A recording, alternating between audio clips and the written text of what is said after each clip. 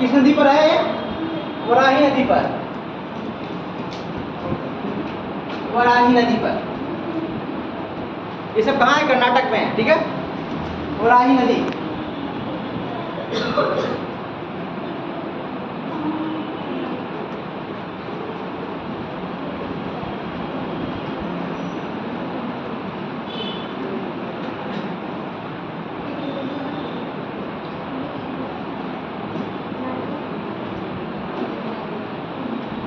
ठीक है, अगले लिखिए जलोढ़ पंख। जलोढ़ पंख क्या कहता है? प्रथम वाले में क्या क्या था? हमने लिखा था प्रथम वाले में क्या क्या लिखा था आप लोगों को? आपने लिखा था क्या? नोट्स में लिखा था उसमें पहले? जलधी आकार की घाटी, लार्ज कैनियन, नदी विसर्ग, जलगर्भिका, जलप्रपात, अवलोकन कुंड, नदी वेदिका। नदी वेदिका, अवलोकन कुंड, नदी वेदिका, ये सब हो गया था, ऐसा लिखा दिया था। अब नीचे पता चल रहा था अभी वेदिका नहीं हुआ है। वेदिका नहीं लिखा है। वेदिका कैसे बनती है आप लोगों को पता है? जैसे नदी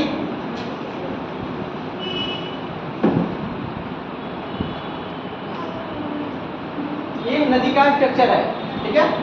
जब नदी क्या होती है?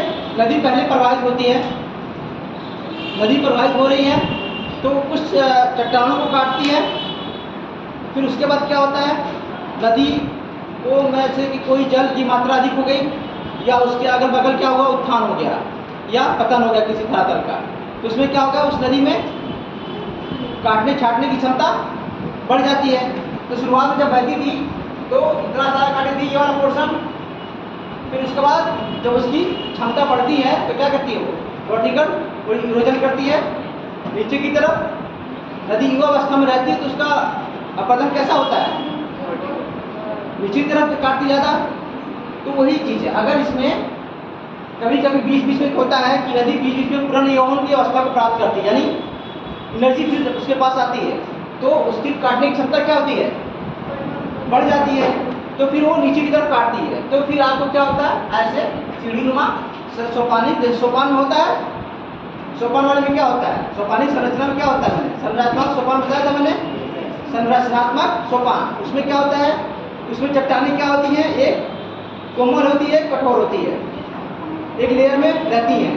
तो उनका काटने का तरीका क्या होता है? कोमल चट्टानों को वो अधिक काटती हैं और कोमल मतलब टफ चट्टानों, कठोर चट्टानों को वो क्या करती हैं?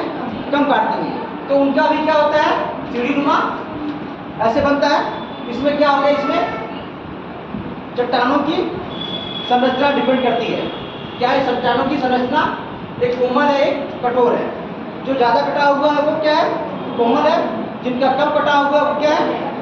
कठोर है, क्योंकि ये लेयर में है, एक कोमल एक कठोर, एक कोमल एक कठोर। तो इस तरह ये सोपानी संरचना बनती है। लेकिन वेदिका में क्या होती है?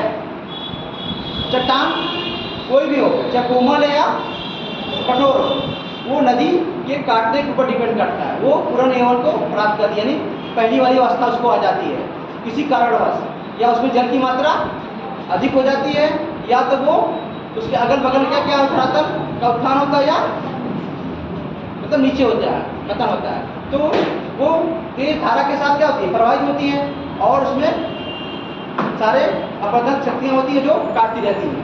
तो ये वेदिका होती है, ठीक है। और क्या था इसके बाद? जैसे वेदिका ये है कि कोई चट्टान है, जिस चट्टान के ऊपर नदी प्रवाहित हो रही है, ठीक है, तो उस चट्टान को कुछ न कुछ तो काटेगी। प्रवाहित हो रही है, उसका मतलब एक वाटर का जो जल का एक लिमिट है, सोर्स है, उसके हिसाब से प्रवाहित हो रही है और चट्टान को काट रही है। जो भी घाटी होगी, कोई भी घाटी बनाई होगी, मान लो ये इतनी घाटी बनाई, ठीक है। इसके बाद उसमें जल की मात्रा क्या होती है? किसी कारणवश, या पृथ्वी में हलचल के कारण उत्थान होता है या पतन होता है धरातल को उसके अगल बगल का, किसी कारणवश या तो स्लोप बन जाता है ज़्यादा, या क्या होता है उसमें, या जल की मात्रा अधिक होती है। तो क्या होगी? इसमें काटने की शक्ति बढ़ जाएगी। तो फिर इसको क्या करेगी? ये गहरा करेगी, ठीक है, गहरा की। फिर किसी कारणवश पूरा क्या करेगी? ये फिर इसको गहरा करेगी, तो ये हुआ, ये वेदिका बन रही है। इसमें क्या है, इसमें एक ही चट्टान मान लीजिए, कोई एक चट्टान है, और इसमें नदी की जल शक्ति और उसकी अपरदन शक्ति के ऊपर डिपेंड करता है। वेदिका में क्या होता है, नदी का शक्ति काटने की क्षमता के ऊपर डिपेंड करता है। इसका पुनर्यौवन यानी पूर्ण शक्ति, जो पहली वाली शक्ति होती है युवावस्था वाली, वो प्राप्त हो जाती है। और लेकिन सोपानी संरचना में क्या होता है, उसके चट्टानों पर डिपेंड करता है। चट्टान की कोई कोमल है, कोई कठोर है। कोमल चट्टानों को क्या कर रही है, वो ज़्यादा काट रही है, और कठोर चट्टानों को कम काट रही है। तो वहाँ भी क्या होती है, सोपानी संरचना बन रही है। ठीक है, यहाँ जो सोपान बन रहा है, ये क्या होता है, ये उसके पुनः अवस्था को प्राप्त करने की क्षमता पर डिपेंड करता है। वेदिका में क्या है, नदी अपनी युवावस्था को प्राप्त करती है दोबारा। ऐसे याद करिए, कैसे नदी अपनी युवावस्था को पुनः प्राप्त करती है, ऐसे में। और सोपानी संरचना में क्या है, वो चट्टानों को के संरचना के ऊपर डिपेंड करता है। वो कोमल चट्टान है तो उसका ज़्यादा कटाव होगा, कठोर चट्टान है तो उसका कम कटाव होगा। वहाँ भी एक सीढ़ीनुमा संरचना बनती है। दोनों जगह बन रही सीढ़ीनुमा संरचना, लेकिन एक बार क्या करता है, वो अपने पहली वाली अवस्था को प्राप्त करती है। इसकी वजह से वहाँ पर चट्टानों का एक सोपानी संरचना बनती है, जिसे वेदिका कहते हैं। और दूसरा में क्या आता है, उनकी संरचना चट्टानों की संरचना डिपेंड करता है। अभी भी किस समझ में आया, बताइए। हाँ जी, आपको समझ में आया? आपको सबको आ गया समझ में? देखिए, यहाँ पर आपका पूछने की आपको अथॉरिटी है, बढ़िया से पूछ सकते हैं आप। ठीक है, हाँ हाँ हाँ, इसीलिए हम कह रहे हैं, डरने की कोई ज़रूरत नहीं है कि मतलब क्या कहेंगे टीचर, या मेरी बेइज्जती हो जाएगी इस क्लास में बैठे हुए लोगों के साथ, हमें नहीं आ रहा है। यानी सबको पूछने की अथॉरिटी है, खड़े होकर पूछ सकते हैं। ठीक है, वो अच्छा लगता है जब हम लोग डिबेट करते हैं, बात करते हैं, तो लगता है कि आप लोग पढ़ कर आए हैं। वैसे तो लगता है कि जो मन सो पढ़ा दिए चलो पढ़ लेंगे, ऐसा नहीं चलता है। आप लोग क्या है, कंपटीशन के एग्ज़ाम देने जा रहे हैं, आप एकेडमिक कराई दे रहे हैं। यहाँ पर आपको एक नंबर से पीछे हो जाना पड़ेगा, एक एक नंबर से 100 लोगों से पीछे निकल जाएंगे, 1000 लोगों से, इसलिए ध्यान रखना है। ठीक है, तो अपर वाले में क्या था, अपर वाले मैंने और क्या लिखाया था आपको,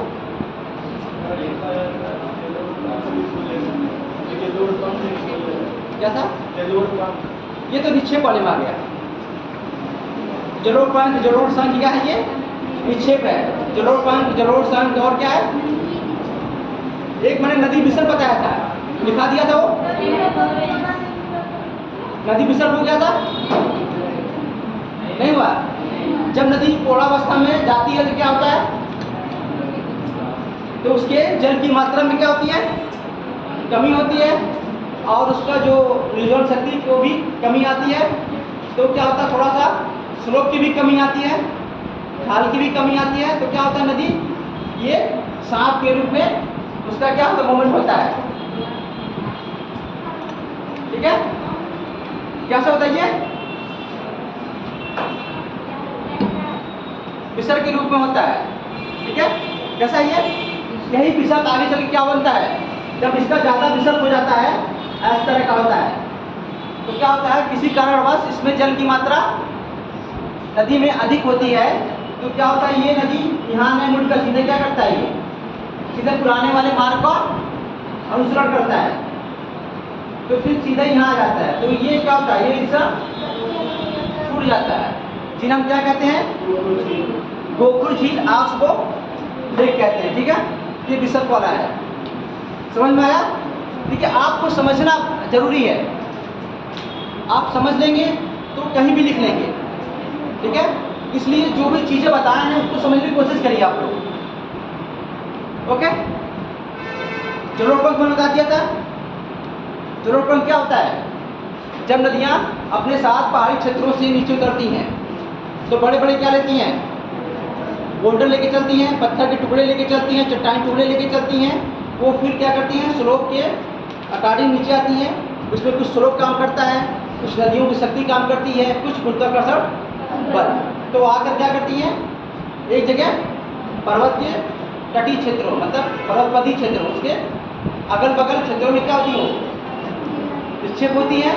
अगर उनका निक्षेप ज़्यादा दूर फैलाव होता है तो उसे क्या कहते हैं जलोढ़ पंख बोलते हैं, जिन्हें हम भावर का मैदान बोलते हैं, जिसमें बड़े बड़े पत्थर होते हैं जिनके अंदर नदियाँ क्या होती हैं विलुप्त हो जाती हैं, यानी उनके नीचे नीचे प्रवाहित होती हैं। वो बड़े बड़े पत्थर को दिखाई नहीं देती हैं। जब ये पत्थर ज़्यादा दूर फैलकर पहाड़ के अगल बगल एक शंकुनुमा संरचना बनाते हैं तो उसे क्या कहते हैं जलोढ़ शंकु कहते हैं। अगर ज़्यादा फैलाव है तो उसे क्या कहेंगे जलोढ़ पंख कहेंगे। अगर उसका एक कम फैलाव है और वो शंकुनुमा संरचना बना रही है यानी पर्वत की ऊपर ही चढ़ती जा रही है, ठीक है, तो उसे क्या बोलेंगे हम जलोढ़ शंकु बोलेंगे, ठीक है।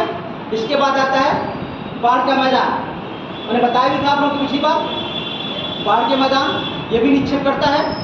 जब छोटे छोटे टुकड़े लेकर नदियाँ चलती हैं तो क्या करती हैं किसी नदी के बाढ़ आता है तो उसको उन टुकड़ों के छोटे छोटे टुकड़ों को क्या करती हैं डिपोजिट करती हैं, वहाँ पर निक्षेप करती हैं, जिन्हें हम बाढ़ का मैदान कहते हैं।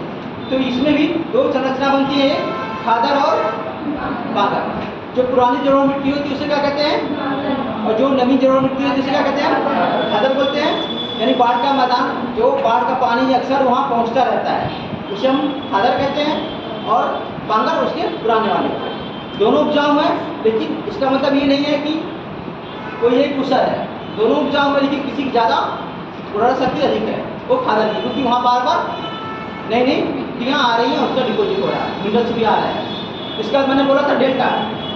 डेल्टा कहाँ बनती है, ये नदी के मुहाने बनती है। दो चीज़ है डेल्टा और एस्चुरी। एस्चुरी वो नदियाँ बनाती हैं जिनके अंदर मलबा की मात्रा कमी होती है, वो पत्थरों के चट्टानों पर प्रभावित होती हैं, जहाँ पर क्या कहते हैं कि कठोर चट्टानों से, जहाँ पर वो रगड़ हिंसा कम कर पाती हैं। इससे ये होता है, और ये ऐसी जगह गिरती हैं जहाँ पर ज्वारी शक्ति अधिक होती है, ज्वार बल ज़्यादा होता है, क्योंकि जैसे भी वो मलबा वहाँ पर निक्षेप करती हैं, वो क्या करती है, वो ज्वार आता है उस मलबे को लेकर वो समुद्र के नीचे चला जाता है, समुद्र के तली में चला जाता है। तो वहाँ पर कोई मलबा निक्षेप नहीं हो पाता है, जिससे वहाँ पर उनका मुहाना सीधे किससे मिलता है, सागर से मिल जाता है, ओपन होता है, डायरेक्ट वो सागर में गिरती हैं। लेकिन डेल्टा में क्या होता है, जब नदियाँ अपने साथ मलबा लेकर आती हैं तो वो वहाँ पर निक्षेप करती हैं। निक्षेप करते करते एक टाइम ऐसा आता है कि क्या होता है, उनका कनेक्शन कट जाता है सागर से, और वो मेन जो मुख्य धारा में होती हैं वो डिस्ट्रीब्यूटिव यानी तरीकाओं में छोटी छोटी पतली पतली धाराओं में बढ़ जाती हैं और प्रवाहित होती हैं। उनके आकार के अनुसार डेल्टाओं के नाम दिया गया है, जिन्हें जपाकार डेल्टा बोला गया है, पंचाकार डेल्टा बोला गया है, ठीक है, और एक ज्वारनद डेल्टा बोला गया है, पैंटक डेल्टा बोला गया है। कुछ नदियाँ ऐसी होती हैं जो मूवमेंट करती रहती हैं, अक्सर एक डेल्टा बनाती हैं, फिर उसको छोड़कर दूसरा डेल्टा बनाती हैं। जिन्हें हम क्या कहते हैं परित्यक्त, यानी छोड़ना, एक को छोड़कर फिर दूसरा ऐसा बनाती है, ठीक है। तो ये चीज़ें हैं, ये डिपोजिट वाला संप्राय मैदान कब बनता है, लास्ट मोमेंट पर, जब लेवल सागर का और इसका लेवल क्या होता है लगभग हाँ बराबर, कोई ढलान नहीं रहती है, तो संप्राय मैदान होता है। डेविस ने यही कहा था, डेविस का पतन चक्र में क्या कहा था कि लास्ट मोमेंट में जब चलते हैं तो वहाँ पर संप्राय मैदान बनते हैं। और शुरुआत वाले क्या कहते हैं, अपर्दन और उत्थान, वो बाद में पढ़ाएंगे हम लोग। अपर्दन उत्थान एक साथ होता है, पेंक और डेविस का दो थ्योरी थी। एक का पहले अपर्दन उत्थान हो जाता है, तब अपर्दन होता है, और पेंक के अनुसार अपर्दन उत्थान एक साथ चलता है, ठीक है। तो ये चीज़ें हैं, तो उनका भी यही संप्राय मैदान होता है और उनका प्राइमरम रहता है पेंक का, तो लास्ट मोमेंट में चलता है। तो ये हो गया आपका डेल्टा। अगर आप कहें तो लिखा दें इसको, कैसा जैसा आप लोग कहिए, समझ में आ गया सबको? हाँ जी, अगर आप लोग कहें तो लिखा दें, लिखा दें, चलिए। सर हम लोग लिख के ले आएंगे। क्या चाप छील, हाँ छोटा सर लेकिन अलग बनता। सर हम लोग लिख के ले आएंगे, आप देख लीजिएगा, आप सब पढ़ा लीजिए। सब लोग क्या कह रहे हैं, दिखा दें या आप लोग कुछ कर लेंगे? वो नहीं ठीक है, चलिए अच्छा। थोड़ा तेज करिए ताकि हम ज़्यादा मतलब, क्योंकि देखिए टाइम का थोड़ा सा हम पीछे चल रहे हैं। कितनी बार बोले आपको, क्योंकि अभी तक हमें ओशनोग्राफी होना चाहिए था। कहाँ होना चाहिए था? ओशनोग्राफी पर। लेकिन हम लोग अभी कहाँ हैं? ज्योमोर्फोलॉजी पर भी हैं। तो थोड़ा सा आप लोग तेज चलेंगे तो अच्छा रहेगा, ठीक है?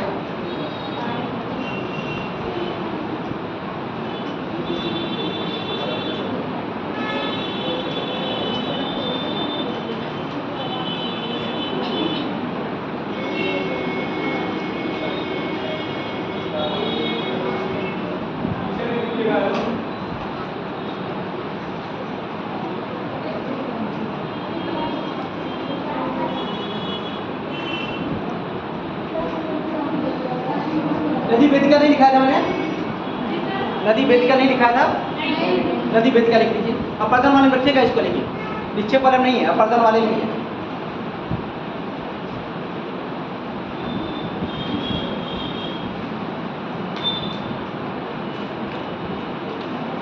नदी घाटी के दोनों ओर, नदी घाटी के दोनों ओर, नदी वेदिका में नदी घाटी के दोनों ओर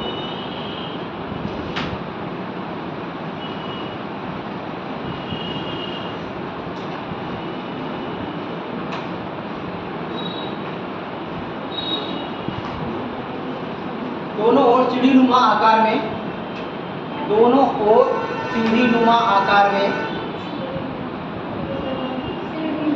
सीढ़ीनुमा आकार में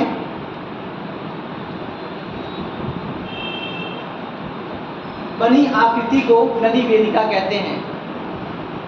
बनी आकृति को नदी वेदिका कहते हैं।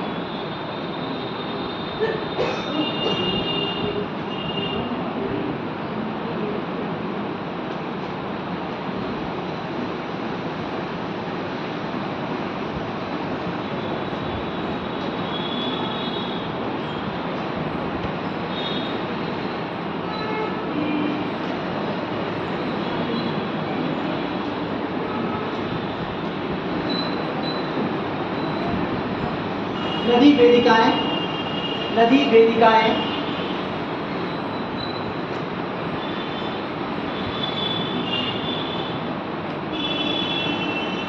एक रूप में, नदी वेदिकाएं एक रूप में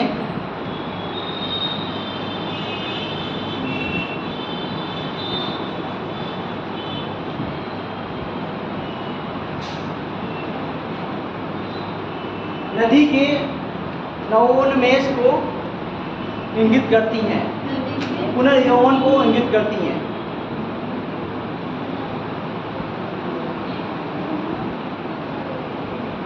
नवोन्मेष या पुनर्यौवन,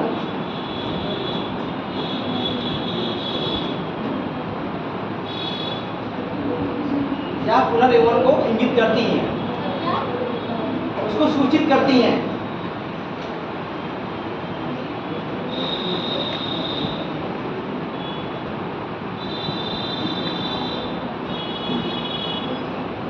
प्राचीन घाटी नवीन घाटी से, प्राचीन घाटी नवीन घाटी से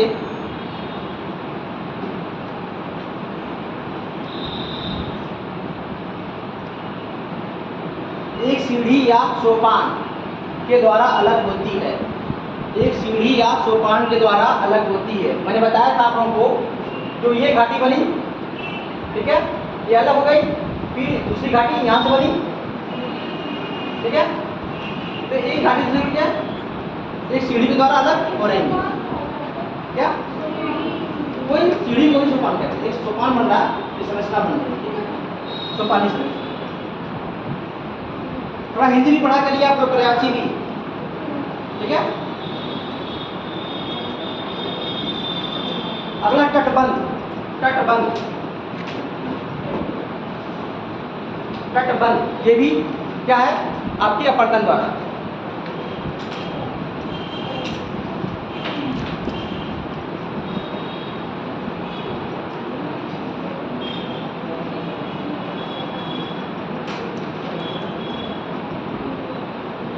तटबंध कैसे, ये अपर्दन नहीं, क्या होता है, ये निक्षेप होता है। जैसे क्या होता है, ये जब नदियां प्रवाहित होती हैं तो क्या करती हैं, अपनी जो अब मिट्टियाँ होती है जो उसके पलवा होता है, क्या करती हैं वहाँ साइड साइड क्या करती है वो निक्षेप करती हैं। इससे क्या होता है, ये नेचुरल बांध बनता है, जिसे हम प्राकृतिक बांध कहते हैं। ठीक है, दोनों तरफ मिट्टी का जमा करती है। ये किसमें आ जाएगा, निक्षेप में आएगा। तो देखिए निक्षेप वाले में देखिए क्या निक्षेप, निक्षेप में प्राकृतिक तटबंध वाला निक्षेप में ही रहेगा, ध्यान रखिएगा आप।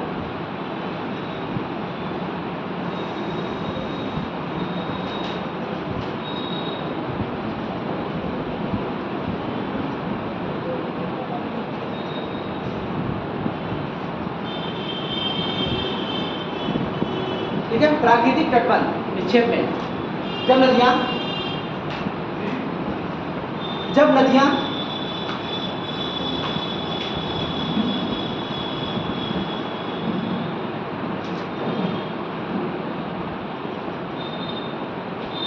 अपने दोनों तरफ, जब नदियां अपने दोनों तरफ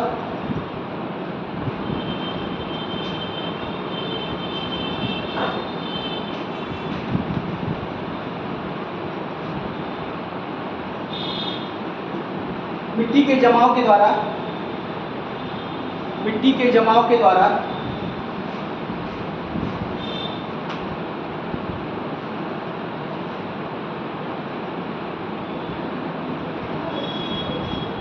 लंबे लंबे बांधों का निर्माण करती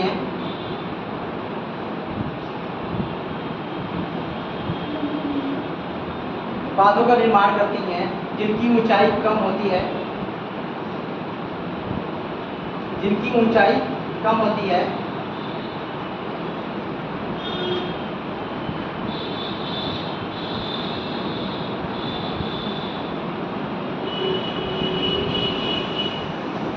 इनसे बाढ़ से सुरक्षा भी होती है, बाढ़ सुना रहा है, सब लोग लगभग गांव से ही रहने वाले हैं, तो बाढ़ तो आना समझ में। हाँ, बाढ़ से सुरक्षा होती है, जिन्हें प्राकृतिक तटबंध कहते हैं।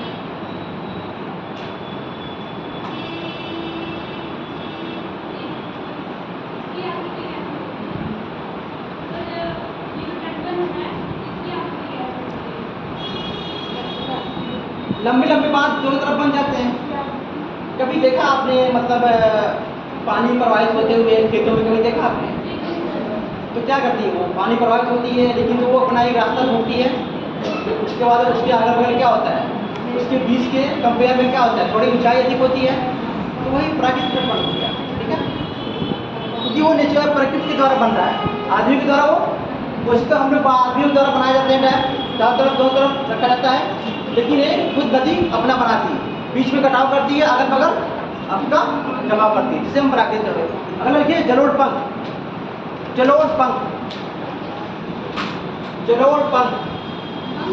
हाँ जी।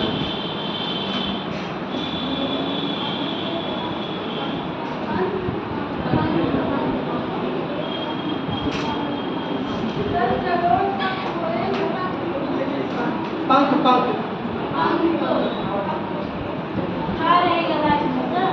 अरे एक बार हम लिख ही दे रहे हैं, पंख। ठीक है,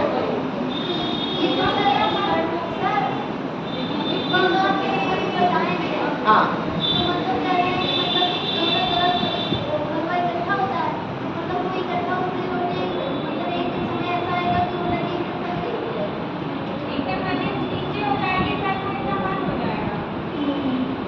कभी कभी आप लोग देखते होंगे बाढ़ आने से पहले, मतलब बारिश होने से पहले नालों और चीज़ों की सफाई होती नहीं होती है? क्यों होती है? जो जमाव हुआ है उसका क्या किया जाएगा, साफ कर दिया जाए, ताकि अगला जो पानी आए वो पानी अच्छे से बह जाए। नदियाँ भी क्या करती हैं, जमाव करती हैं, तो क्या होता है, बाढ़ आता है, तो बाढ़ आने से बचने के लिए हम लोग क्या करते हैं, नेचुरल डैम, नेचुरल करें, आप आर्टिफिशियल डैम बनाते हैं, बांध बनाते नहीं हैं, तो होता है वो एक तरफ आएगा, अगर उसको ध्यान नहीं दिया जाए तो क्या होगा वो, अगर इस तरह का मलबा में निक्षेप करते करते क्या हो जाएगा, वो होता रहेगा, बनता रहेगा। लेकिन क्या होता है, आप अक्सर देखते होंगे जब बाढ़ हो आता है तो क्या होता है, हम लोग बांध की क्या करते हैं, उसको अगल बगल उसको और करते हैं। अगर नाला हो गया तो उसकी तो सफाई कर लेते हैं, लेकिन नदियों की तो उसके लिए तो अगल बगल हम लोग उसकी ऊंचाई करते हैं, ठीक है, वो चीज़ें होती हैं। तो जरूर पॉइंट इसमें लिखिए,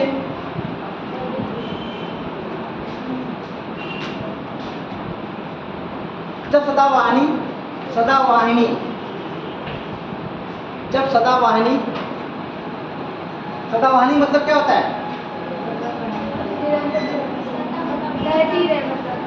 कोई चीज समझ में ना आए तो उसका क्या है, संधि विच्छेद कर दिया करिए। क्या है, सदावाहिनी।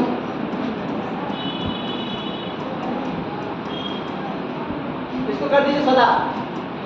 सदा क्या होता है, हमेशा। हमेशा। वाहिनी मतलब प्रवाह करती रहे, यानी ये हमेशा बहती रहती है। पूछा जाता है साउथ की और नॉर्थ की रिवर में क्या डिफरेंस है, साउथ और नॉर्थ, यानी साउथ इंडिया और नॉर्थ इंडिया के नदियों में क्या डिफरेंस है। तो नॉर्थ वाली होती है वो पेरिनियल, मतलब वो हमेशा प्रवाह करती रहती है, और वो सीजनल होती है, मतलब सीजन के अकॉर्डिंग। हाँ ठीक है, ये क्या ये हिमालय क्षेत्र से निकलती हैं, पहाड़ी क्षेत्र निकलती हैं, और ये बरसात की वर्षा पर निर्भर करती हैं। इसलिए एक समय ऐसा था इनका जल क्या होता है, कम हो जाता है, सूख जाता है लगभग लगभग, और इनका प्रभाव होता रहता है। ठीक है, ये ध्यान रखना आपको। सदावाहिनी एवं बड़ी नदी, सदावाहिनी एवं बड़ी नदी, हाँ जी,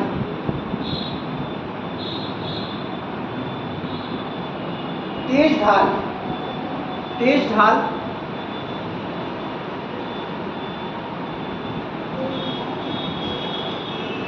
तेज ढाल से समतल मैदान में प्रवेश करती हैं, तेज ढाल से समतल मैदान में प्रवेश करती हैं।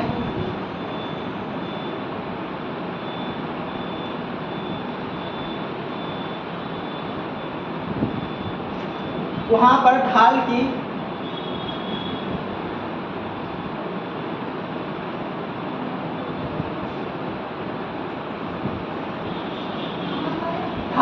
अनुपस्थिति के कारण, वहां पर ढाल की अनुपस्थिति के कारण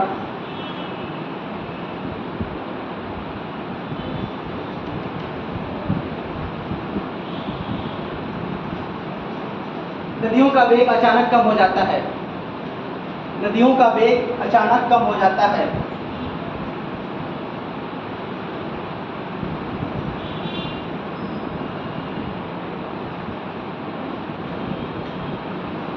जिसके कारण उनके द्वारा लाए गए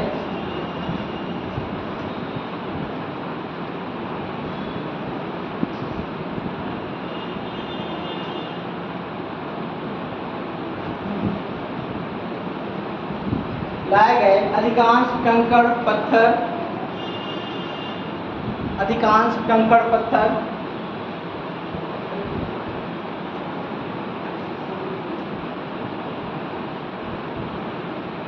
बालू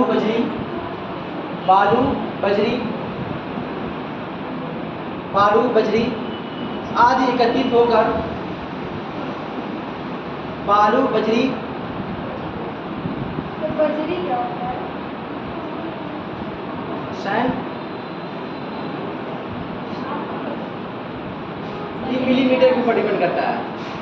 बालू बजरी रेत कलेपन, ठीक है, तो ये उनके छोटे बड़ों बड़े कण के ऊपर डिपेंड किया गया, नाम रखा गया। बालू बजरी आदि के एकत्रित होने से पंखाकार रूप का स्वरूप लेता है। आदि के एकत्रित होने से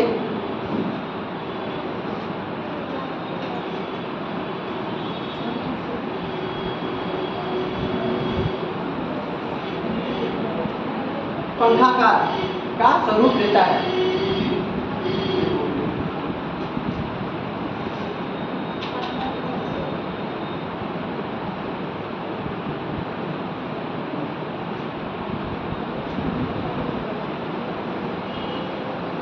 और ये क्रम लगातार चलता रहता है, और ये क्रम लगातार चलता रहता है।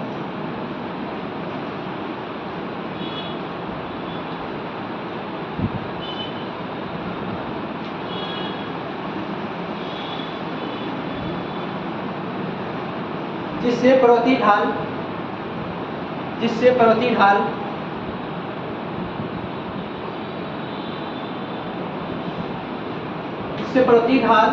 के आधार तल के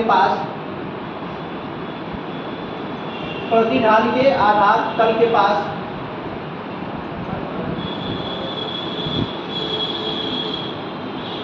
अर्धवृत्ताकार रूप में पदार्थों का निक्षेपण हो जाता है। अर्धवृत्ताकार रूप में पदार्थों का निक्षेप हो जाता है, जिसे जलोढ़ पंख कहते हैं।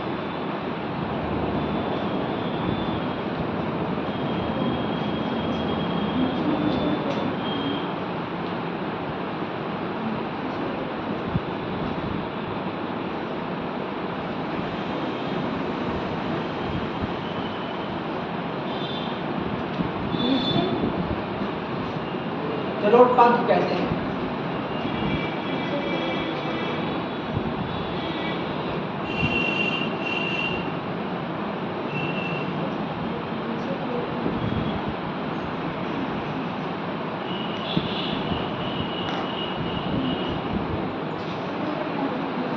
हल्की जलोढ़ शंख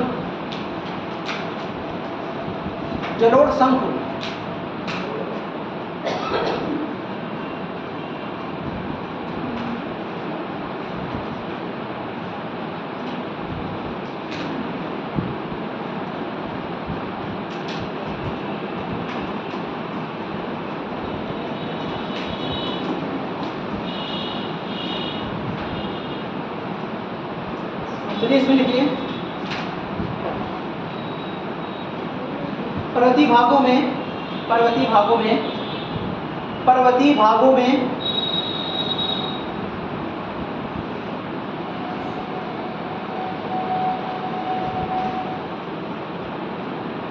जब नदियां पर्वतीय भागों में जब नदियां पहाड़ी भागों से उतरकर पर्वतपदी क्षेत्रों में प्रवेश करती हैं,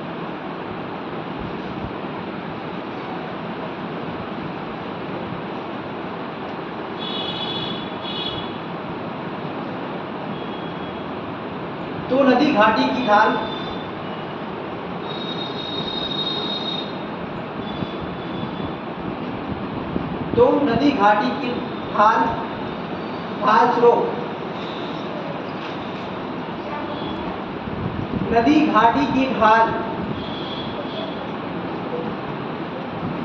और कटाव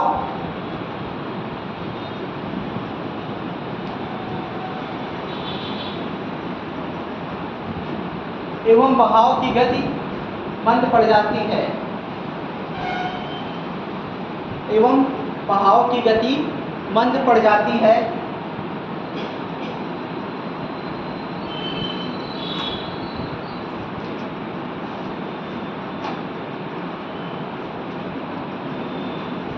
जिससे पर्वतपदी क्षेत्रों में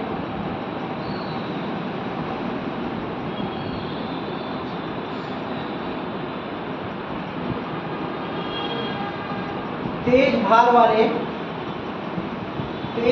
वाले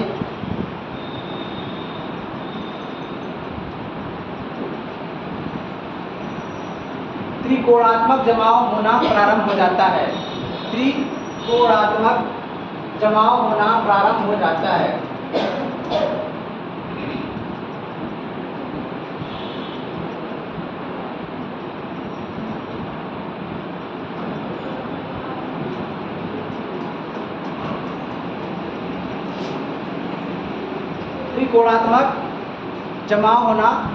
हो जाता है, जिसे जलोढ़ शंख कहते हैं।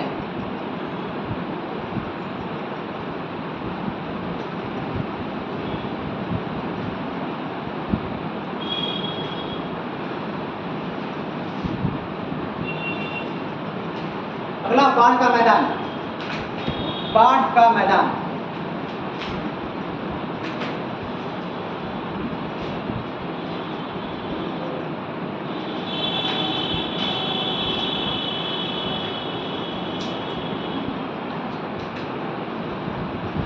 जब नदी की परिवहन शक्ति कम हो जाती है, जब नदी की परिवहन शक्ति कम हो जाती है,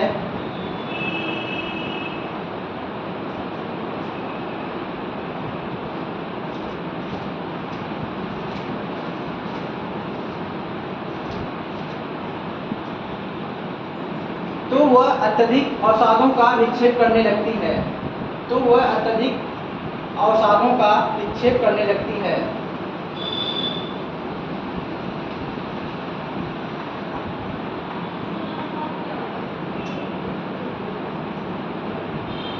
हाँ जी, कोई पूछा कुछ? किसने पूछा? अवसाद। हाँ जी, आप बताइए अवसाद क्या होता है?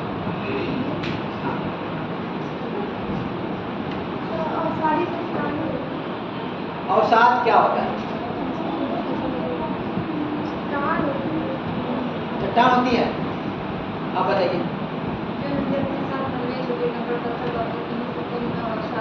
ठीक है, जो नदी जो मलबा मतलब क्या, कंकड़ पत्थर और बालू जो भी ले जाती है साथ में, वो क्या होता है, उसको अवसाद ही कहते हैं। वो कहीं जमा कर देती है। ठीक है, अपना उसको समझ में आया? अवसाद समझ में आ गया? मलबा अवसाद सब क्या है, सिनोनिम्स है, ध्यान रखिएगा। वो क्या करती है?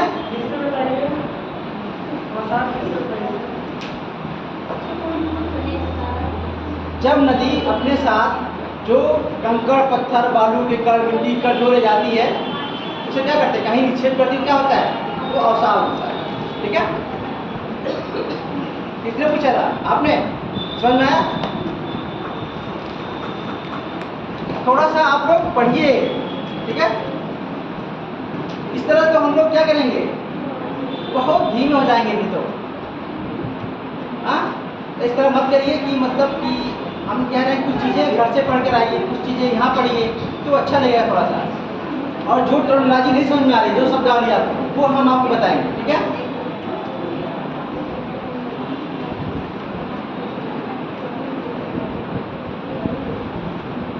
जिससे वह अपने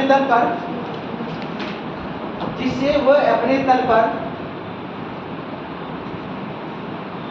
अवसादों का निक्षेप करती है।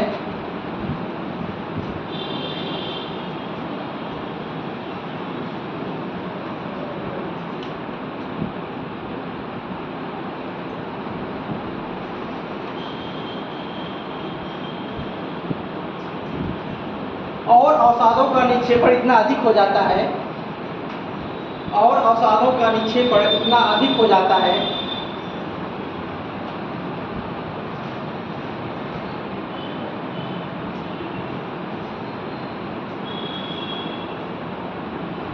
कि उनकी जलधारा भी क्या होती है, अवरुद्ध हो जाती है। उनकी जलधारा भी अवरुद्ध हो जाती है।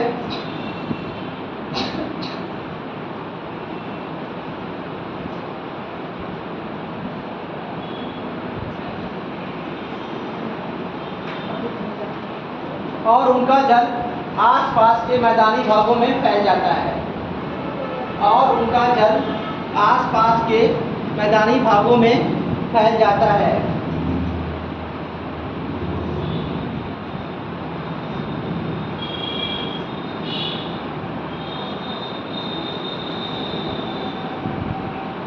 इस प्रकार के समतल एवं विस्तृत मैदानों को बाढ़ का मैदान कहते हैं। इस प्रकार के समतल और विस्तृत मैदानों को बाढ़ का मैदान कहते हैं।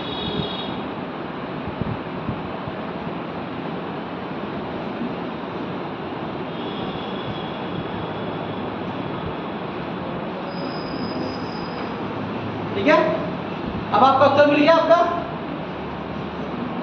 किसने पूछा था? नदियां जो मलबा करती हैं फिर पौध हो जाता है, आपने पूछा था। समझ में आया? अगला लिखिए, गोखुर झील। गोखुर झील, ऑक्सबो लेक।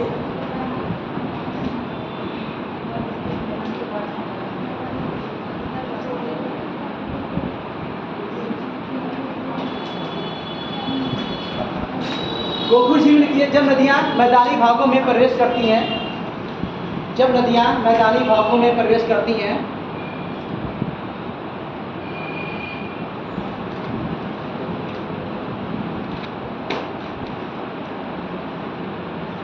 तब वे बड़े मोड़ों से होकर प्रवाहित होती हैं, तब वे बड़े मोड़ों से होकर, जब नदियाँ मैदानी भागों में प्रवेश करती हैं तब वे बड़े मोड़ों से होकर प्रवाहित होती हैं।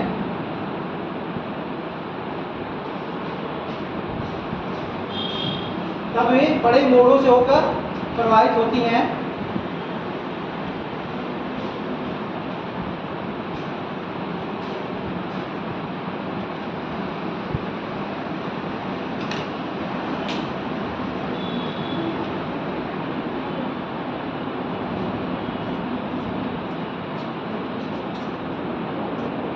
इन मोड़ों को नदी विसर्ग कहते हैं। ये मोड़ है,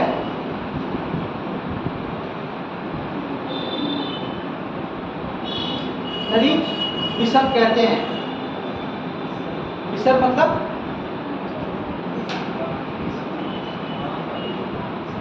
सांप कैसे चलता है? कभी देखा चलते हो सांप?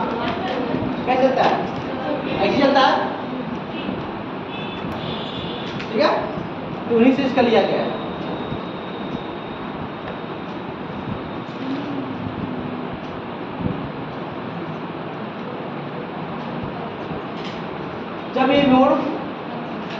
जब ये मोड़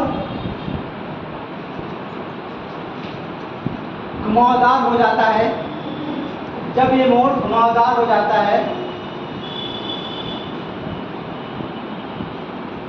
जब ये मोड़ घुमावदार हो जाता है,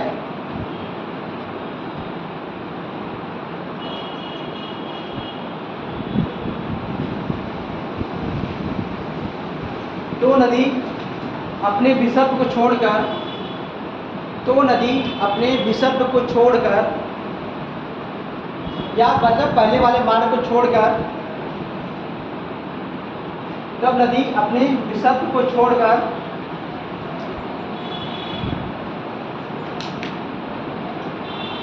सीधे मार्ग से प्रवाहित होने लगती है, सीधे मार्ग से प्रवाहित होने लगती है।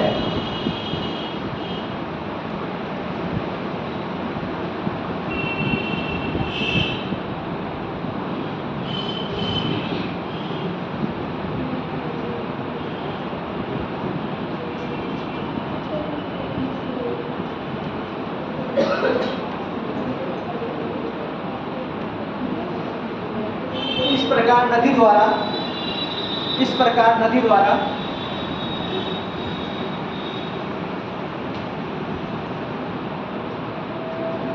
निर्मित विसर्ग में, इस प्रकार नदी द्वारा निर्मित विसर्ग में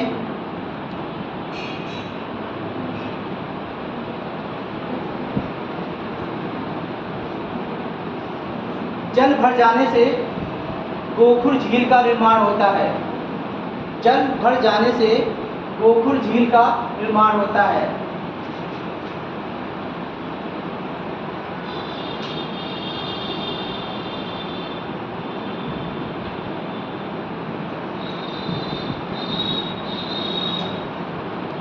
इस प्रकार की झीलें अस्थायी प्रकार की होती हैं। अस्थायी, इस प्रकार की झीलें अस्थायी प्रकार की होती हैं, यानी ये बढ़ती बिगड़ती रहती है। अगला डेल्टा। डेल्टा डेल्टा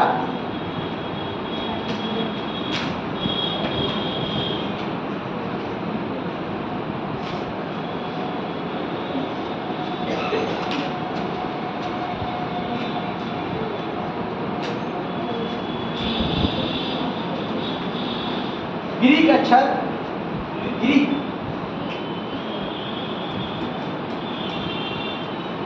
ग्रीक अक्षर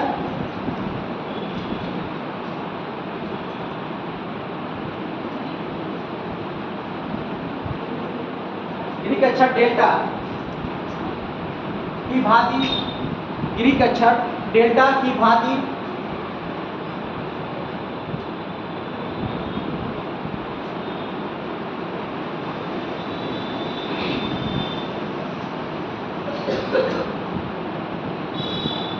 समुद्र तट के सहारे समुद्र तट के सहारे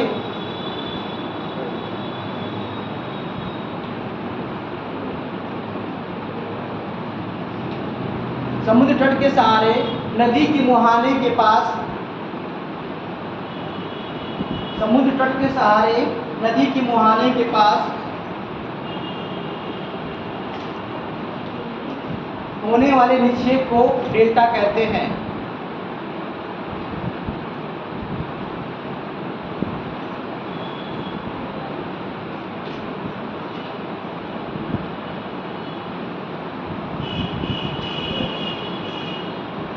ये नदी के प्रवाह में अवरोधक ये नदी के प्रवाह में अवरोधक ये नदी के प्रवाह में अवरोधक एवं वेग में कमी होने के कारण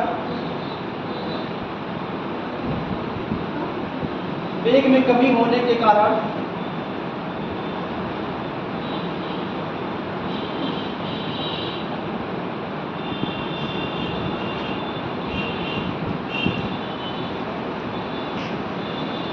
अपरदित पदार्थों के विक्षेपण के कारण होता है। अपरदित पदार्थों के विक्षेपण के कारण होता है।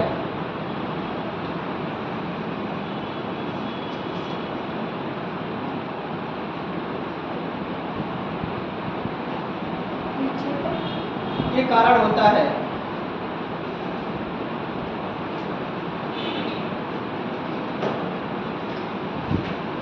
डेल्टा शब्द का सर्वप्रथम प्रयोग डेल्टा शब्द का सर्वप्रथम प्रयोग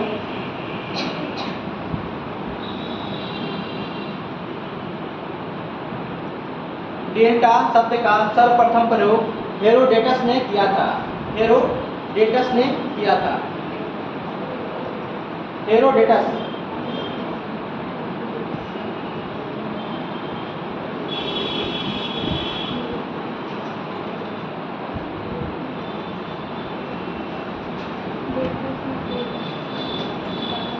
डेल्टा कई प्रकार के होते हैं। डेल्टा कई प्रकार के होते हैं, जैसे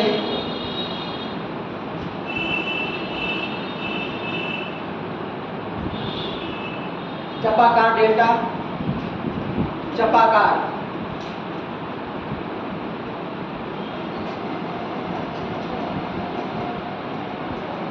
चपाकार डेल्टा, पंजाकार डेल्टा, पंजाकार डेल्टा, ज्वार नदमुख डेल्टा, ज्वार नदमुख, ज्वार नदमुख। हाँ, इसका हिंदी है। हाँ, डेल्टा में लिखा जाएगा ना, ताकि उसके लिखने से बताएंगे हम, ठीक है। ज्वार नदमुख डेल्टा, परित्यक्त डेल्टा, परित्यक्त इसको छोड़ दिया जाता है। परित्यक्त डेल्टा,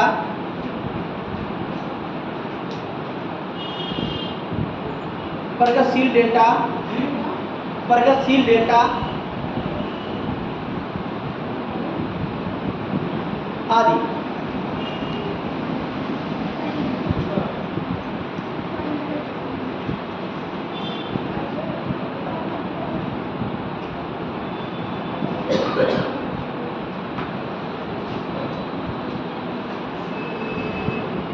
ठीक है, अगला लिखिए बालुका द्वीप।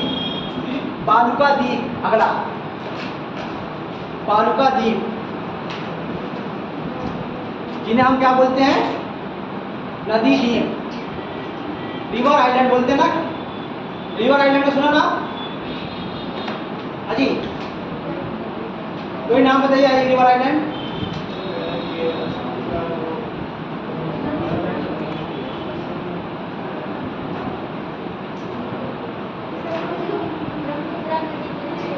हाँ, मौजूदी द्वीप, ठीक है, बढ़िया। ध्यान है कि ये चीजें कैसी होती हैं, आप लोगों को मालूम नहीं है, अगर रिवीजन नहीं करेंगे आप लोग, ठीक है, तो क्या होगा, एग्जाम में अच्छा परफॉर्म नहीं कर पाएंगे। इसलिए क्या कहता है, रिवीजन, बार बार पढ़ने की चीज़ें कही जाती हैं, हमेशा रेगुलर चीज़ों को पढ़ा जाता है, तभी हो पाएगी। टीचर भी क्या करता है, अगर मैथमेटिक्स का टीचर है, 2 महीने उसने मैथ नहीं पढ़ा, तो बोर्ड पे जाने से क्या करेगा, एक बार वो भी उसके अंदर थोड़ा डर रहेगा। इसलिए एग्ज़ाम में जाने से पहले आपको क्या करना है, तैयारी करके जाना है। इसलिए चीज़ों को बार बार पढ़िए, क्योंकि ये दिमाग क्या कहता है, भूलता रहता है, ध्यान रखना इस चीज़ का। तो लिखिए मालूमाती, इसमें लिखिए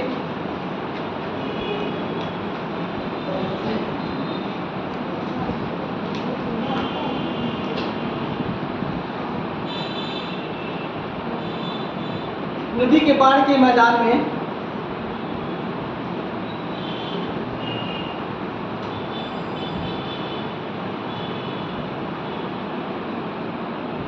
जगह जगह नदी की गति में, जगह जगह नदी की गति के मंद होने से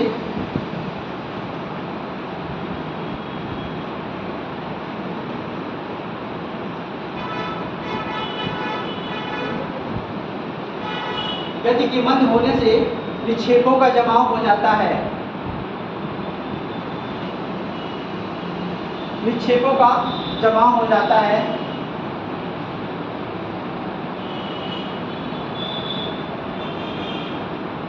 जिससे बालू के द्वीप का निर्माण होता है, बालू के द्वीप का निर्माण होता है।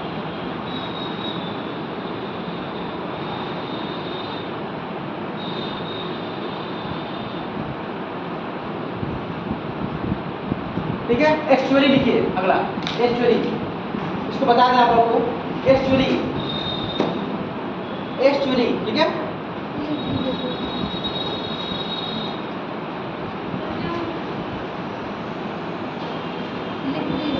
क्या हुआ,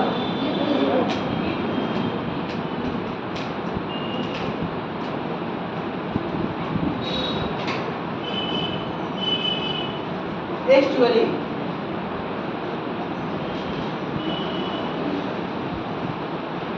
क्या हुआ, जब किसी नदी का मुहाना, जब किसी नदी का मुहाना जलमग्न होता है, जब किसी नदी का मुहाना जलमग्न होता है,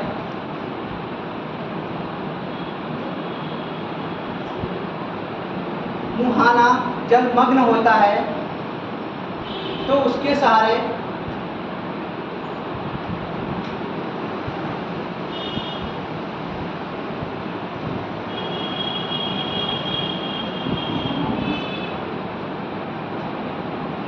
अवसाद का जमाव नहीं हो पाता है, मनोवर डाल इसलिए अवसाद का जमाव नहीं हो पाता है।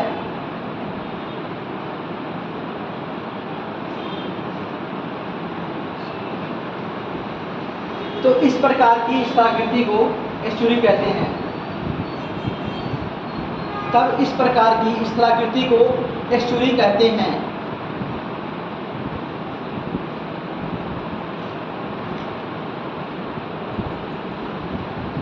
यहाँ पर ज्वारी तरंगें सक्रिय रहती हैं, यहाँ पर ज्वारी तरंगें सक्रिय रहती हैं,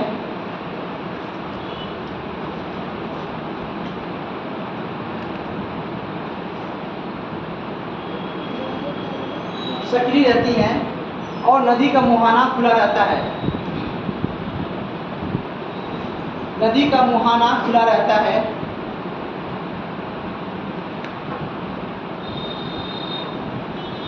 जैसे नर्मदा एवं ताप्ती, जैसे नर्मदा एवं ताप्ती द्वारा निर्मित एस्चुरी, नर्मदा एवं ताप्ती द्वारा निर्मित एस्चुरी।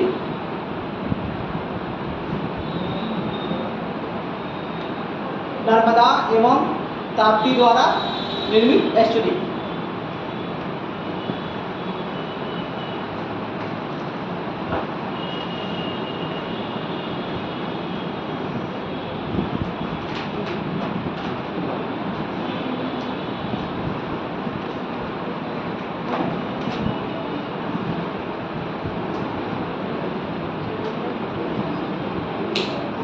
ठीक है, हम ज़्यादा मतलब डेल्टा के बारे में ज़्यादा लिखाएंगे नहीं, तो डेल्टा के बारे में आप लोग को लिख लाना है। लेकिन मैं ये बता देता हूँ कौन कौन सी नदियाँ चपाकार बनाती हैं, कभी कभी एग्जाम में पूछा जाता है। इसलिए कहीं साइड में कॉर्नर पर आप लोग कौन सी नदियाँ चपाकार बनाती हैं, कौन सी नदियाँ पंजाकार बनाती हैं और कौन सी एस्चुरी बनाती हैं, तो थोड़ा सा कॉर्नर में आप लोग उसको कर लीजिए। ठीक है, चलिए लिखिए यही कॉर्नर पर। डेल्टा के बारे में ज़्यादा नहीं, डेल्टा के बारे में आप लोग को लिख के खुद लाना है, लेकिन मैं ये बता रहा हूँ कौन कौन सी नदियाँ चपाकार बनाती हैं डेल्टा, और कौन सी पंजाकार बनाती हैं और कौन सा एस्चुरी बनाती हैं। लिखिए चपाकार वाले में, चपाकार में लिखिए नील नदी, चपाकार में नील नदी, कहीं साइड में कर लीजिए कॉर्नर पर। ठीक है, नील नदी, राई नदी, राई, हाँ जी। और ये जो नाम लिखा रहे हैं ये देख कर आना किस किस महाद्वीप में होकर बहती है आप लोगों को, ये आपका होमवर्क है। नील नदी, राई नदी, इरावदी नदी, इरावदी,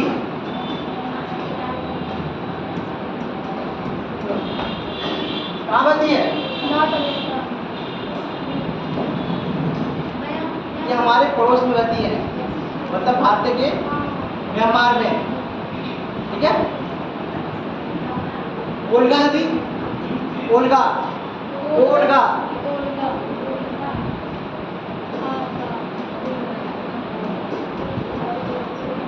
ओल्गा नदी, सिंधु नदी,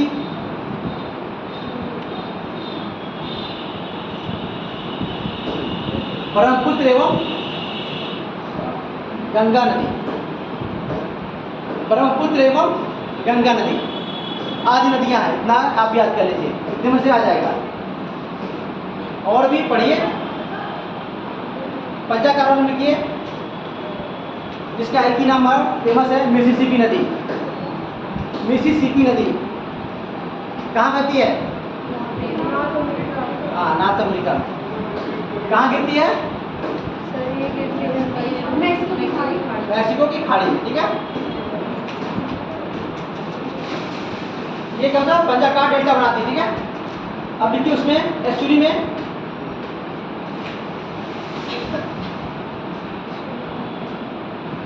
मैकेंजी, एस्चुरी में लिखिए मैकेंजी, हडसन, हडसन, हडसन नदी कहाँ बहती है? North America. ठीक है, हडसन, नर्मदा, ताप्ती, हाँ ताप्ती या तापी कहीं भी कहते हैं, कहाँ कहीं तापी कहते हैं, कहीं ताप्ती कहते हैं। तो ये सब क्या कहती है? एस्चुरी बनाती है। ठीक है,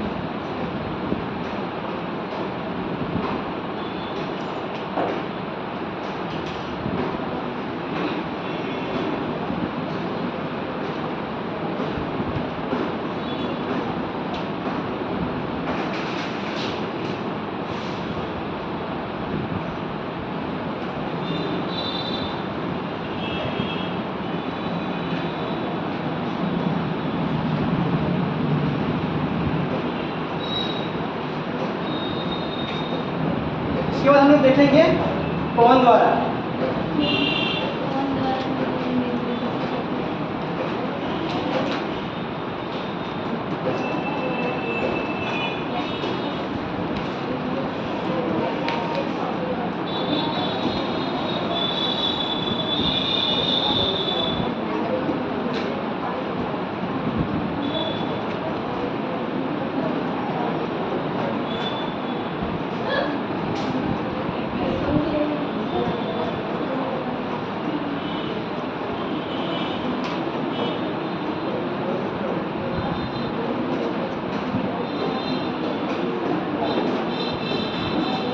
पवन कहाँ एक्टिव होता है?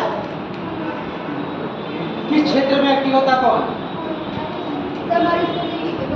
ठीक है, पूछ रहा हो शुष्क क्षेत्रों में।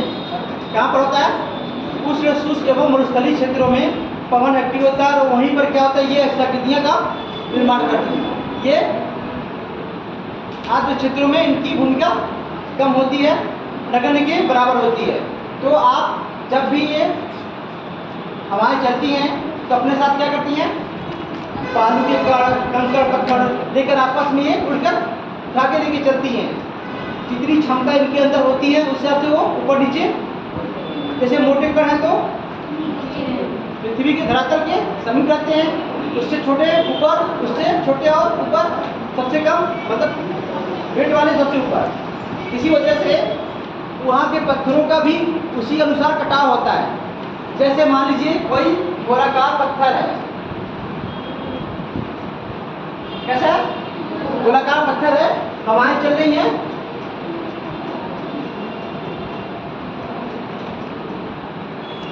धरातल के समीप क्या रहेंगे, मोटे का ऊपर इससे छोटे, छोटे भी सबसे ऊपर सबसे छोटे। तो जो मोटे कण रहेंगे, कण मोटे मोटे, इन पर क्या करेंगे, ज्यादा प्रहार करेंगे, ज्यादा, तो इनका क्या होगा, इसमें काट छाट ज्यादा होगी इसलिए में, और इसमें क्या होगा, इनके कंपेयर में कम होगा, इनके कंपेयर ऊपर में कम होगा। तो आकृति कैसी बनती है,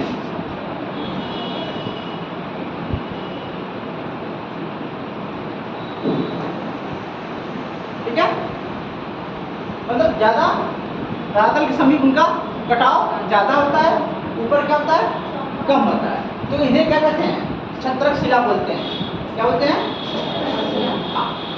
छत्रक शिला हो गया, ट्यूजन हो गया, ट्राइकांटर हो गया, प्योडान हो गया, कुष्तांक हो गया, ये सब चीजें क्या होंगी, ये अपरदन द्वारा, वायु की अपरदन द्वारा निर्मित शिलाकृतियां हैं, ठीक है।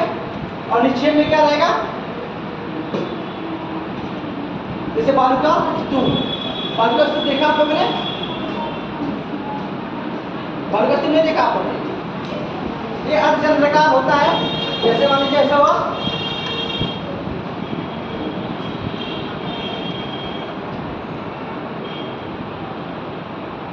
देखा है कभी, नहीं देखा। ये बालू का स्तूप बनते हैं, वायु के द्वारा जो कण आते हैं वो किसी, कोई भी अवरोध होता है तो उसके संपर्क में टच होते हैं और वहाँ पर बालू का क्या कण होते हैं, इकट्ठा होते जाते हैं, निक्षेप होता जाता है और एक अर्धचंद्राकार आकृति का निर्माण होता है, जिसे हम बालू का स्तूप कहते हैं, जिन्हें हम बरखान कहते हैं, बरखान भी कहते हैं, ठीक है। और इसके बाद क्या होता है, लोयस का निर्माण होता है।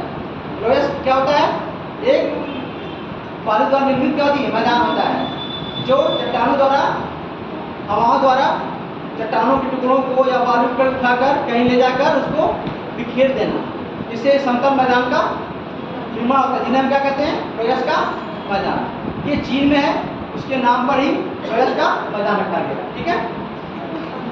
तो ये चीजें हैं, यानी इसमें सब कुछ क्या है, बालू के द्वारा ही, हवाओं के और बालू के कारण है। इसमें कौन शक्तियाँ काम करती हैं, अपवहन और कारक अपघर्षण और सन्निकर्षण। क्या होता है, अपवहन, अपघर्षण और सन्निकर्षण। अपवहन में क्या होता है, उठाकर ले जाती है। अपघर्षण, चट्टान से जो चट्टान है उससे कण क्या होते हैं, आपस में वो टकराते हैं। सन्निकर्षण में जो कण उनके साथ उड़ रहे हैं वो भी आपस में टकराते हैं, ठीक है। तो नदियों में कितने कारक थे, 4 कारक थे, इसमें आपके 3 कारक हैं, कौन कौन, अपवहन, अपघर्षण और सन्निकर्षण, ठीक है। बस इतना है, बाकी जो स्थाकृतियाँ बन रही हैं इनको आप लिख लीजिए और इनको क्या करना है, आपको समझ लेना है, ठीक है। चलिए, पवन द्वारा निर्मित स्थाकृतियाँ, पवन द्वारा निर्मित स्थाकृतियाँ,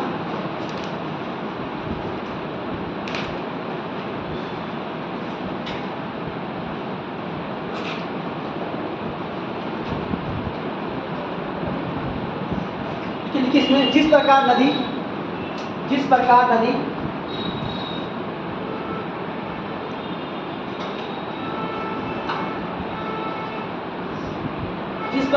नदी के प्रवाह, जल प्रवाह, नदी के जल प्रवाह, हिमनद प्रवाह, जिस प्रकार नदी के जल प्रवाह, हिमनद प्रवाह,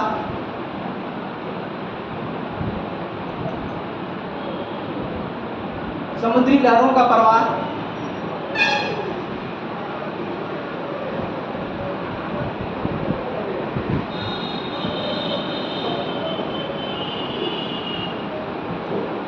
अपरदनात्मक शक्तियों से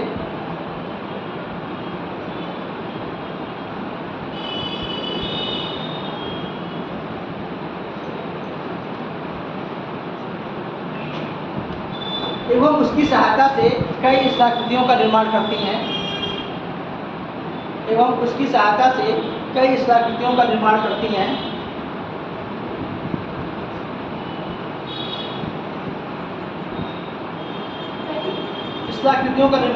हैं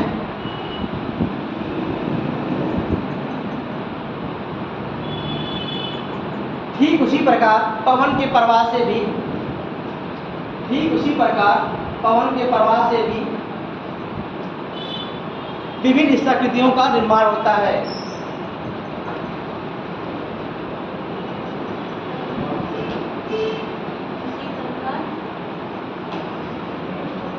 पवन के प्रवाह से विभिन्न स्थलाकृतियों का निर्माण होता है।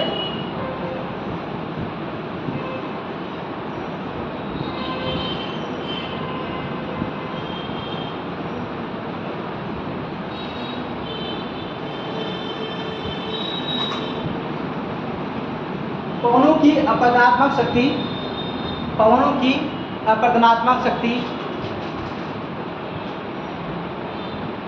की अपरदनात्मक शक्ति शुष्क एवं अर्धशुष्क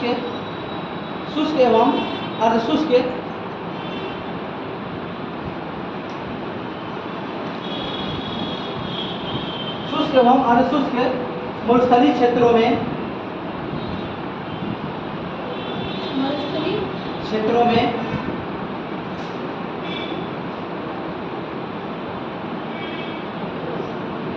सबसे ज़्यादा प्रभावशाली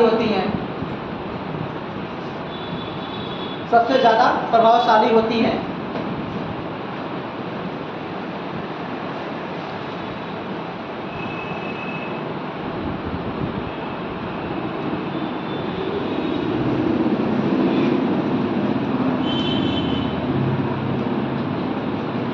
ठीक है, पवन के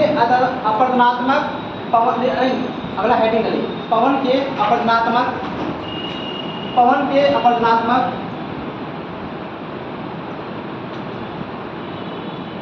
अगला हेडिंग में पवन के अपरदनात्मक कारक को प्रभावित करने वाले कारक। पवन के अपरदनात्मक कारक को प्रभावित करने वाले कारक।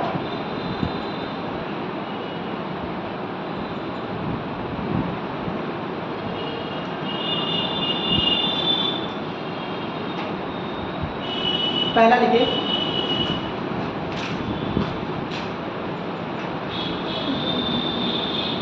जलवायु।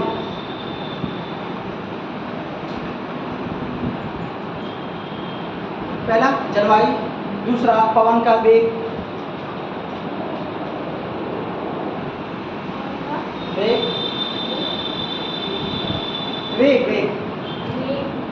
पवन का वेग, शैलों की संरचना,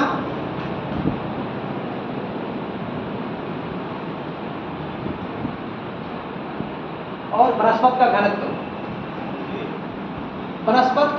घनत्व। यानी वहां की वनस्पति कितनी सघन है।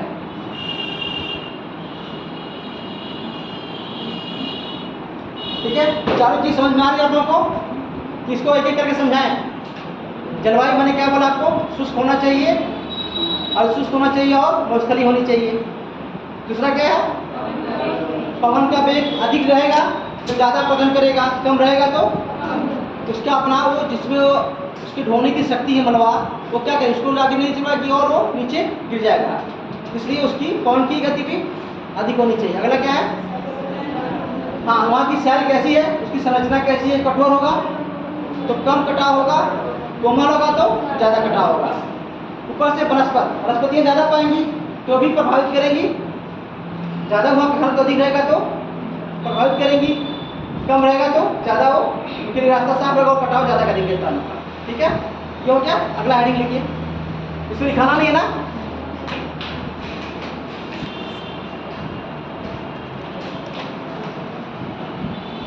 पवन द्वारा अपरदनात्मक कार्य 3 तरीके से होता है। पवन द्वारा अपरदनात्मक कार्य 3 प्रकार से होता है।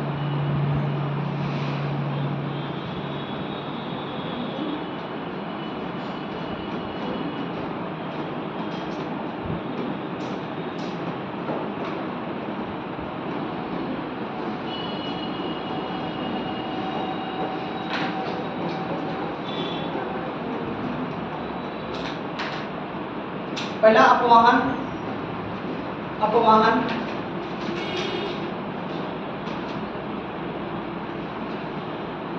अब दूसरा अपघर्षण,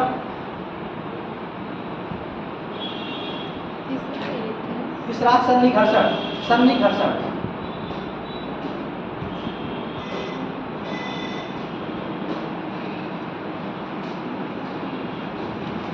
ठीक है, इसे बताना पड़ेगा तीनों को। हाँ जी,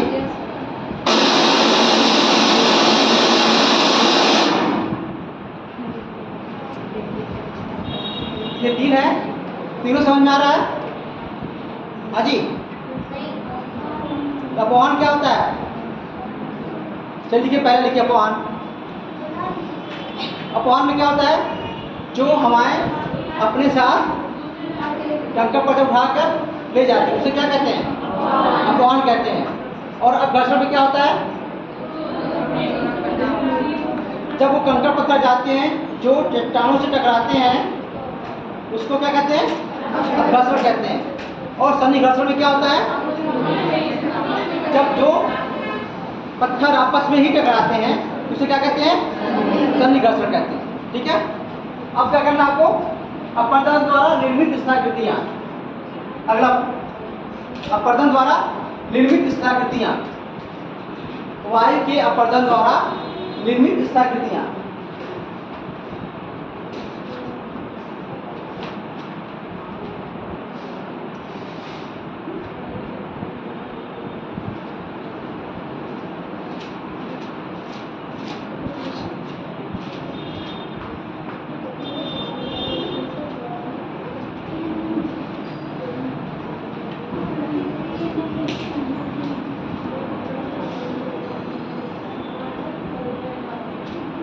पहला क्या है? वातगर्भ,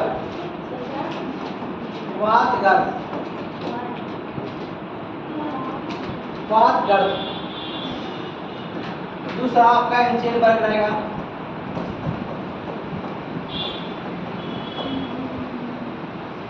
वातगर्भ में क्या होता है? हाँ जी,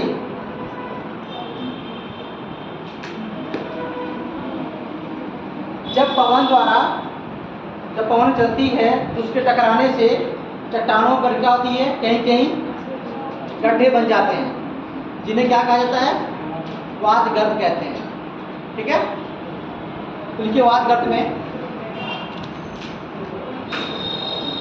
वातगर्भ,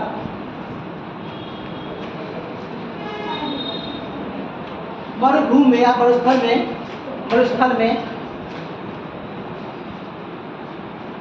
टाइम बता दीजिएगा आप लोग। तो ज़्यादा हो गया, मैपिंग कैसे किया जाएगा? बताना चाहिए था आप लोगों को ना।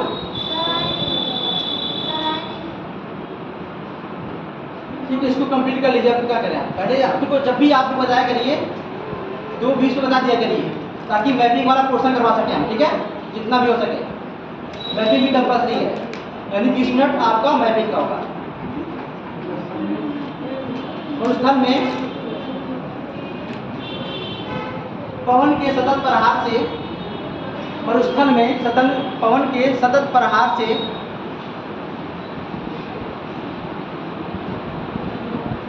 इधर उधर गड्ढे बन जाते हैं, इधर उधर गड्ढे बन जाते हैं।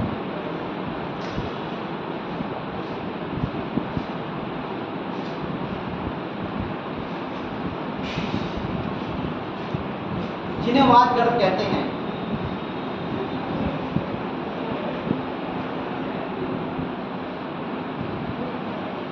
ये संयुक्त राज्य अमेरिका के अरकानसास क्षेत्र में, संयुक्त राज्य अमेरिका के अरकानसास क्षेत्र में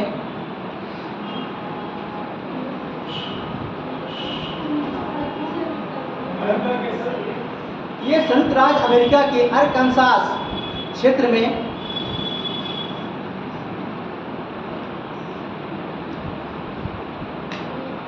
और मिस्र के पश्चिमी कोस्टल क्षेत्रों में अक्सर पाए जाते हैं। हाँ, मिस्र के, मिस्र को क्या भी कहते हैं और इजिप्ट भी बोलते हैं, ठीक है। मिस्र के पश्चिम उत्तर क्षेत्रों में इस तरह के अक्सर गड्ढे पाए जाते हैं।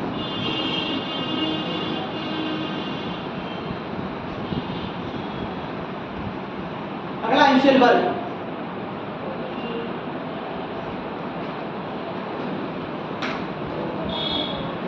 इंसेलबर्ग अगला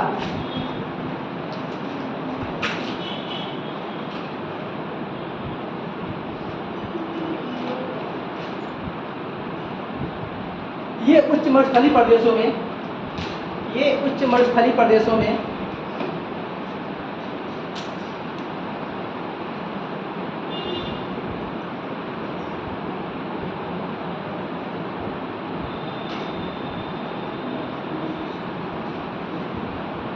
इधर उधर कुछ ऊंचे टीले दिखाई पड़ते हैं।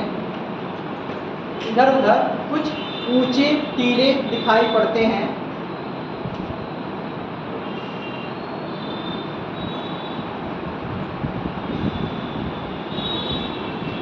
ये ग्रेनाइट सेल के अपरदन के कारण बनते हैं। ये ग्रेनाइट सेल के अपरदन के कारण बनते हैं।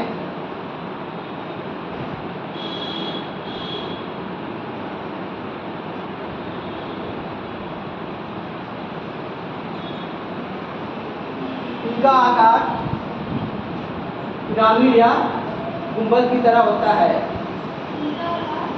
पिरामिड या गुंबद की तरह होता है।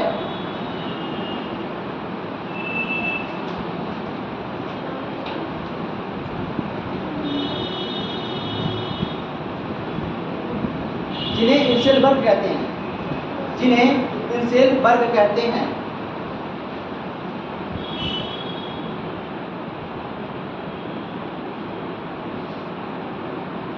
ये भारत में रायचूर के पास मिलते हैं।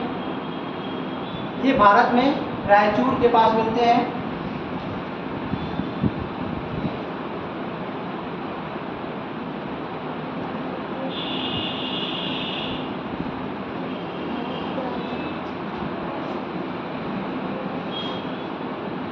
रायचूर के पास मिलते हैं। दक्षिण अफ्रीका के प्रसिद्ध, दक्षिण अफ्रीका के प्रसिद्ध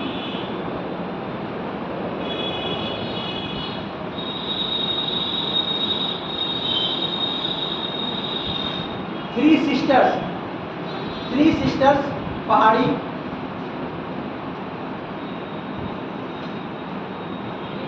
थ्री सिस्टर्स पहाड़ी गुंबद इंसेलबर्ग का उदाहरण है। गुंबद गुंबद गुंबद इंसेलबर्ग के उदाहरण है।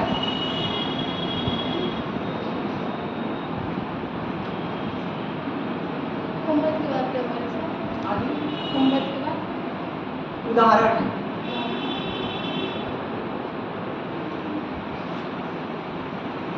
अगला छत्रकशिला। छत्रकशिला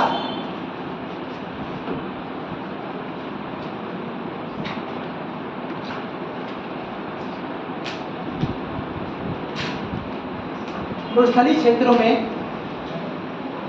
मरुस्थलीय क्षेत्रों में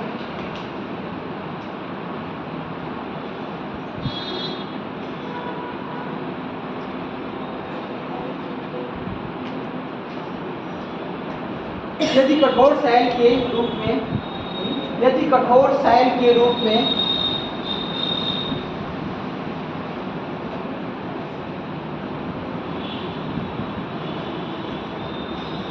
ऊपरी आवरण के नीचे कोमल शैल पाई जाती है। ऊपरी आवरण के नीचे कोमल शैल पाई जाती है।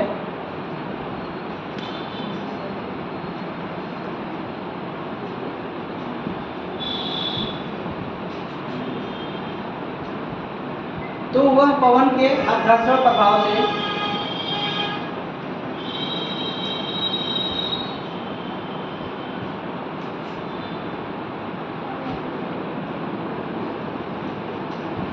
से छतरी नुमा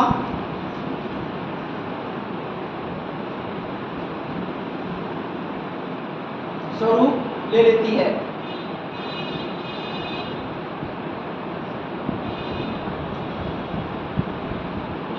इसे छत्रशिला कहते हैं।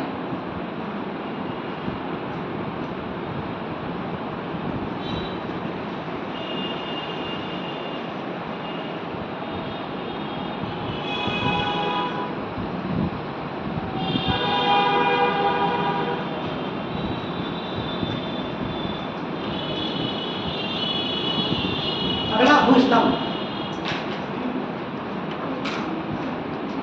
भूस्तंभ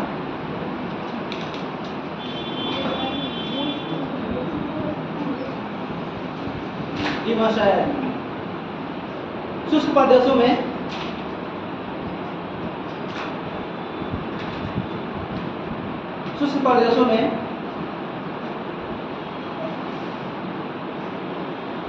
जहां पर असंगठित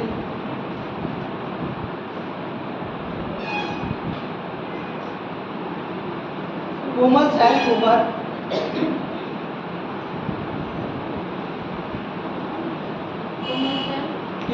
कठोर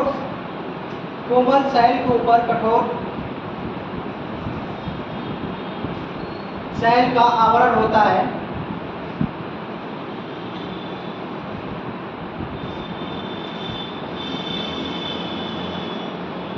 तो वहां पर कोमल शैल को एक प्रकार का संरक्षण मिल जाता है, जिससे उनका अपरदन नहीं होता है।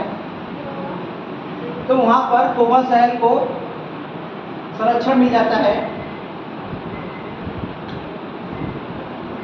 और उनका अपरदन नहीं हो पाता।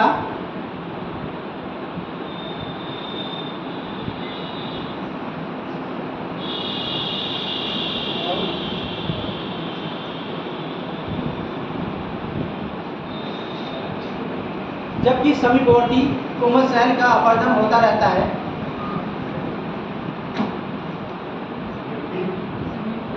समीपवर्ती कोमल शैल का अपरदन होता रहता है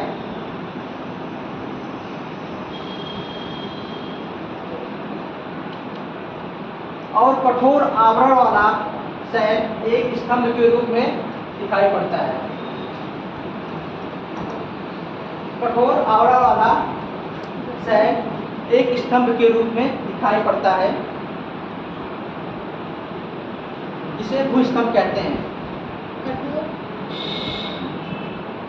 आवरण वाला शैल एक स्तंभ के रूप में दिखाई पड़ता है, जिसे भूस्तंभ कहते हैं।